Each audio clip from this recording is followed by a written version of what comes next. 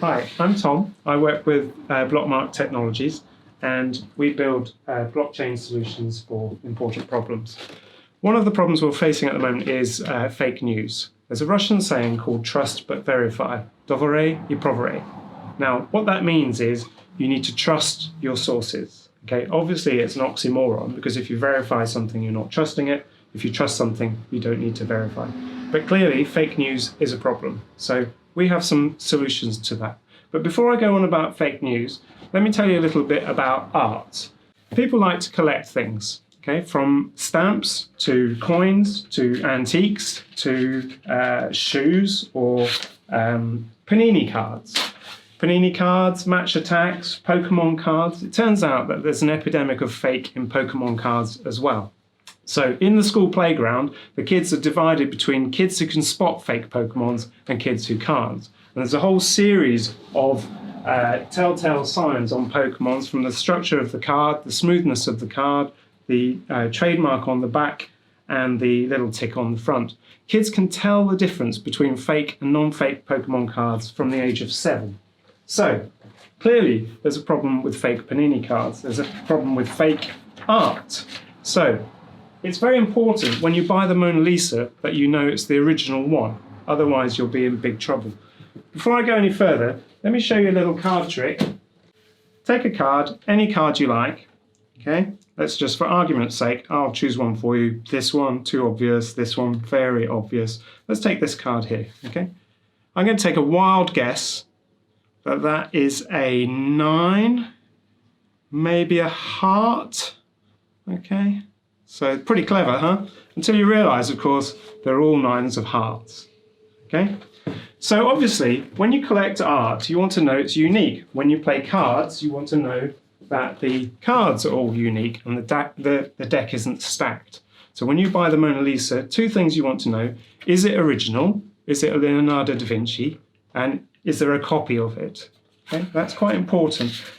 So if you, by comparison, choose the Virgin of the Rocks, another Da Vinci, turns out there are 2 copies of this, and the National Gallery and the Louvre in Paris argue to this day about which one is original and which one is a copy. So clearly that would affect the value of the art. One of the things we've done at BlockMark is we've created new forms of digital art. With our artist in residence, Paul Farrell, we've created 100,000 types of gems, each one of which is unique. And the way we do this is we use the blockchain. So what we take is the basic data structure of the art, and we log it on the blockchain, and we can transfer it and monitor it using blockchain technology. What blockchains are basically immutable, append-only databases. They're like spreadsheets on steroids. What this means is nobody can break a blockchain. So if you put the data on it, it can't then be tampered with, it can't then be copied. Okay? So if you wish to buy in future Panini cards or Pokemon cards or any digital collectible, the best way to do it would be using blockchain technology. So the other thing we do at BlockMark is we create immutable certificates. Now, people collect things, as I mentioned, art, stamps, antiques. People also collect certificates as they go through their lives. You collect a birth certificate at the start of your life, a death certificate at the end, and anywhere in between you collect a marriage certificate, insurance certificate. You might collect various types of medical certificates, speeding tickets, type of certificate that prove that you can drive over a certain speed in a restricted area.